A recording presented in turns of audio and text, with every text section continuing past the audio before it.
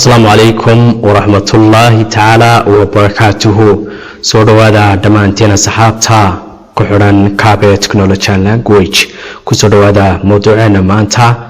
iyo ashkii grammarka ahaa qaybtii waxaweyaan aan ka soo hadalnay mowduucyada hore ka soo duubnay qabyadayno ahayd ee aan soo bixinay waxaweyaan pronounska aan kaga soo hadalnay إذا الحنتين ملك ستاك سوينتين واني سلاميا مر لباد يوم مرصدحات بوحن ديكو سلاميا سلامة إسلام السلام عليكم ورحمة الله تعالى وبركاته. هدي أدنقو عصب تاي وحن كاعتنا ياند موضوعا لايك رايسو سيدوك لچانل كاعت سبسكرايب كسامي سو فضلا سبسكرايب تو انو مهم لايك تنو انو مهم وحن نغاسو عطان براه بالشدا فيسبوك بيج كابي تكنولوجي لانجويج iyo YouTube channel Kabe Technology and Language Instagram waxaan nagala socotaan Kabe Technology and Language fadlan hadaan na soo follow garay naga soo follow garay sidoo kale fadlan hadaan nagu cusub tahay mowduuca noo like garay sidoo kale waxa weeyaan channel kana noo subscribe garay intaasi dhiirigelinaya noo tahay mowduucan hadaad ka heshay fadlan saaxiibada la wadaago share garay sida uu channel kuna u sii faafo intaas dhiirigelinaya noo tahay adigana hawl kuguma haysee intaas inoo samay insha Allah waa mahadsantihiin dhammaantiin kusoo dhawaada mowduuceena maanta waxaan ka bilaabaynaa mowduuceena maanta qaybtii labaad ayaan ka hadli doonaa waxaan ka soo hadalnay pronounska magacyaalada ayaan ka soo hadalnay waxaan u soo bixinay chapter 2 waxaan ka soo hadalnay qaybta waxa weeyaan qaybihii hore ayaan ka soo hadalnay qaycidihiisii halahada qaycidihiisa ayaan ka soo hadalnay sidoo kale waxaan ka soo hadalnay waxyaabaha waxa weeyaan qaybihiisa ahaa exampleski dhamaantood waxa soo dhamaan ka soo hadalnay sida laajkeed maanta waxaan markaa wax qaybihiisa waxaan soo qaybinaa afar qaybood qaybta koowaad waxaan soo bixinay subjective pronoun qaybtii labaadna waxaan soo bixinay objective pronoun sidoo kale qaybta saddexaadna waxaan u bixinaynaa possessive adjectives qaybta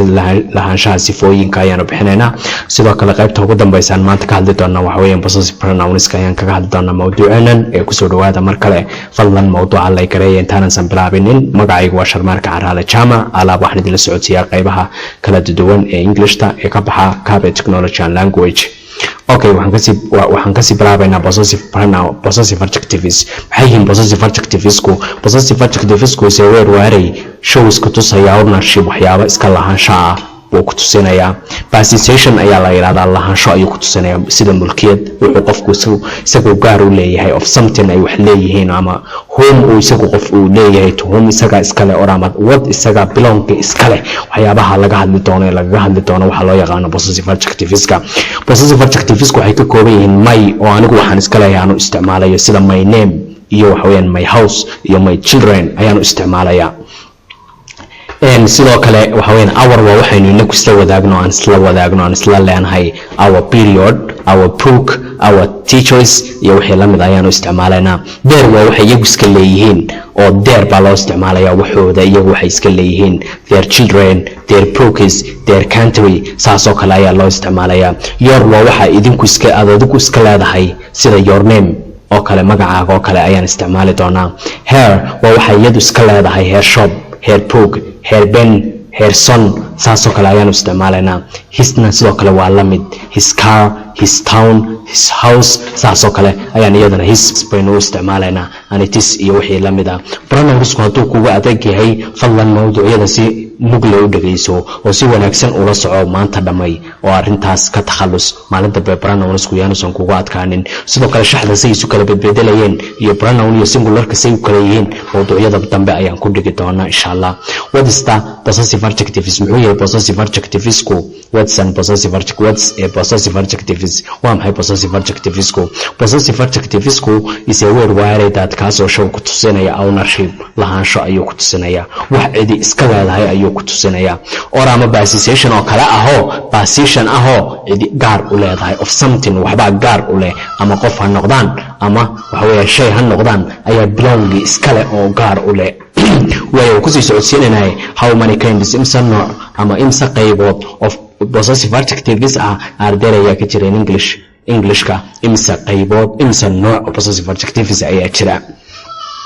there waxaa jira 7 possessive adjectives todobo ayaa ka jira in English language luqadda Englishka waxaa ka jira todobo magacuyaal ayaa ka jira oo possessive adjectives ayaa ka jira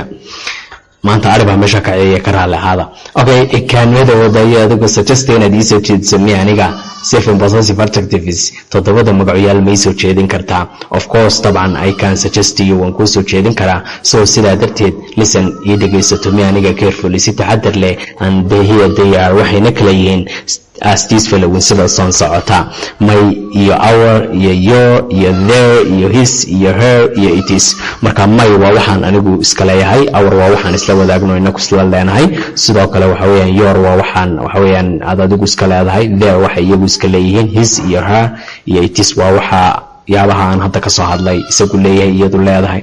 Kaanmada wadayo adigu taliinadiis ii sheegto aniga more details warbixin faahfaahin dheeriya waa bood ku saabsan examples tusaalayaal iyo waliba faahfaahin dheeriya waa bood ku saabsan possessive adjectives kama iga sheegi kartaa. Of course taban I can tell you waan ku sheegi karaa. So sidaa darteed listen to me ii dhageyso attentively si feejigan ii dhageyso. I can try waan isku dayi karaa to answer inaan ka jawaabo your question su'aashaada completely si dhammaystiran dalabkaaga inaan soo gudbiyo waxa weeye waa muhiim weeye. And here they are waxayna kala yihiin as these following sida soo socota. Exampleska waa kuwan. Marka exampleska iyo qeexidaha iyo qaybaha waa muhiim inaad fahanto. Waaye exampleska maxay kamid ah? Examples tusaalayaal abood ku saabsan possessive adjectives waa kuwan tusaalihii my lesson ashkaygu is very good aad buu u fiican yahay oo may baa la isticmaalay. Your book adiga bookaagu is very big oo mid aad u weyn waxa weeyaan marka waxa la isticmaalay good waxa weeyaan waa sifo, sidoo kale waxa weeyaan bigna waxa weeyaan waa sifo, lahaanshahan isticmaalaynaana waxa weeyaan waa my, sidoo kale waxa weeyaan lessonkuna noun oo magac ayuu noqon doonaa. Way marka your book adiga bookaagu is very big waa mid aad u weyn. Our country inaga wadankeena is very beautiful aad ayuu qurux badan yahay. Their parents iyaga waalidiintoodu is very generous waa kuwa aad u deeqsiina iyaga waalidiintoodu. His house isaga gurigiisu is very small aad ayuu u yar yahay. Her face iyada codkeedu is very low aad ayuu u hooseeyaa. It is kids iyadana dhalaalkeedu arbaakin way qaylinayaan ama way ciyayaan. Marka 7 possessive pronounska hadaad maqasho waxa weeyaan waa 7 possessive adjectiveska hadaad maqasho waxa weeyaan waa inta may oo waxaan anigu iska leeyahay, your waxaad adigu iska leedahay, our waxaan inagu isla wadaagno, their waxooda, his wixiisa, her wixeeda, and it is iyo wixeeda oo iyadoo xayawaana ama aan caqli lahayn ayaanu isticmaalaynaa. So waxaan malanayaa inaad fahantay possessive adjectiveska. Hadaad fahantay comment-ka igu soo qor. I can understand it because of it is a very easy lesson and very important lesson. Okay, waa kusii socodsiinaynaa aanu gudubno qaybta xigta.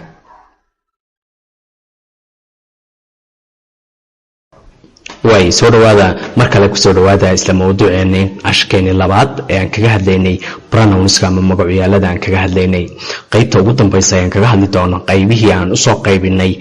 waxa weeye kuwii badnaana in baan kaga hadli doonaa, laakiin maanta qaybta labadan qaybood ayaan ka hadli doonaa. waxa weeye lambar 4 waxaan kaga hadli doonaa possessive pronoun ayaan kaga hadli doonaa. soo kale waxaad u baahan tahay inaad ogaato possessive pronoun iyo possessive adjectives maxaa u dhaxeeya. qaybtan lahaansho ayaa kii hore ku jirtay laakiin kan lahaansho kuma jiraan. what is the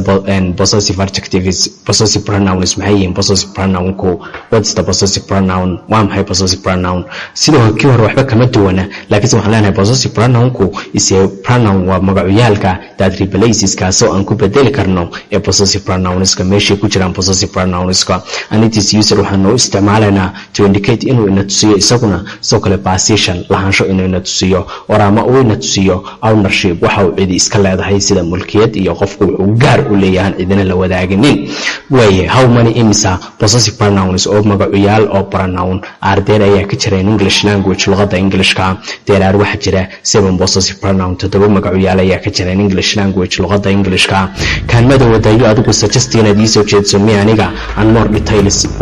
faahfaahin dheeriyana ma iga siin kartaa oo abood ku saabsan possessive pronounka faahfaahin dheeriya ma siin kartaa, way soo jeedin kartaa oo wax weeyaan warbixin dheeraad ah aan ku qanco ma iga siin kartaa si aan u barto. of course taban I can suggest you waan ku soo jeedinayaa. so listen to me sidaa darteed ii dhageyso carefully si taxadar laan here they are waxayna kala yihiin as these following sida soo socota.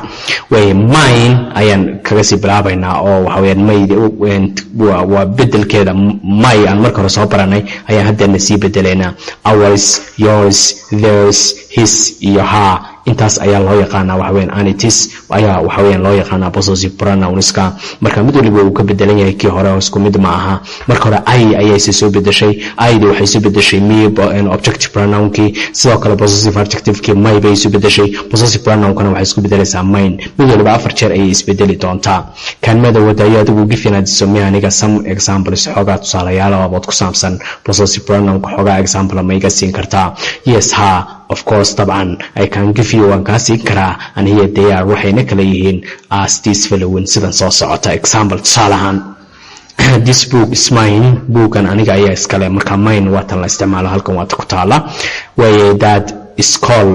school kasi is ours waynaga keeni ayna ku lahayn ours waa halka ku taala way that wife xaaskaasi is his way sagatiisi way these parents waalidintani are yours waa waalidiintiini those children arurtaasi are theirs wayaga arurtoodii these shops dukaamada tanina are hers wayaga kuweedii weeye waxaan maleynayaa inaad fahantay objective pronoun-kii iyo subjective pronoun-kii iyo possessive adjectives-kii iyo waliba possessive pronoun-kii waan ka ilaabay waxaan rabaa inaan ku sheego inaan bixiyo online classes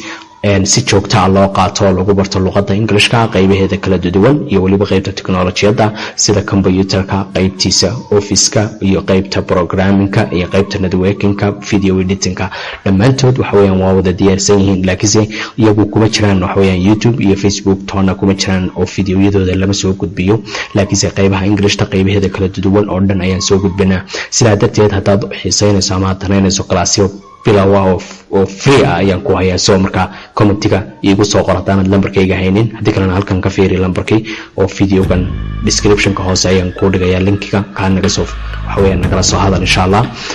intaan mawduucayga isugu iman doono waxaan kaaga tagi doonaa salaanta islaamka laakiin intaan ka tagin waxaan ka codsanayaa inaad mawduuca gudbiso la wadaag saaxiibada sidoo kale waxa weeyaan qaybtaada ka qaado shaqada anaguba waan daalnay qaybtaada adiguna ku daalo waxa weeyaan mawduuca la share garay saaxiibada sidoo kale waxa weeyaan mawduuca iska leeyahay soo kale mawduuca waxa weeyaan channel-ka subscribe garay oo waxa weeyaan baraha bulshada aan ku isticmaalno waxa weeyaan naga soo follow garay maxaad qabanaysaa soo dhaqaaji meesha ka soo kac waxa weeyaan intaan nagu soo caawi intaad ka faa'iideysaa ka badan intaad naga helaysaa ka badan waan ku faraxsanahay waan ku soo dhaweynaynaa waan jecelahay inaad nala joogto inaad nagu soo biirto aragtidaada iyo waxa weeyaan ku soo biiridaada wallahi aad baan u jecelnahay fadlan saaxiib nagu soo dhawow hadaad wiil tahay hadaad gabar tahay mudane iyo murugo dhammaantiin waxaan idinkaga tegayaa salaanta islaamka assalaamu calaykum waraxmatullaahi tacaala wabarakaatuhu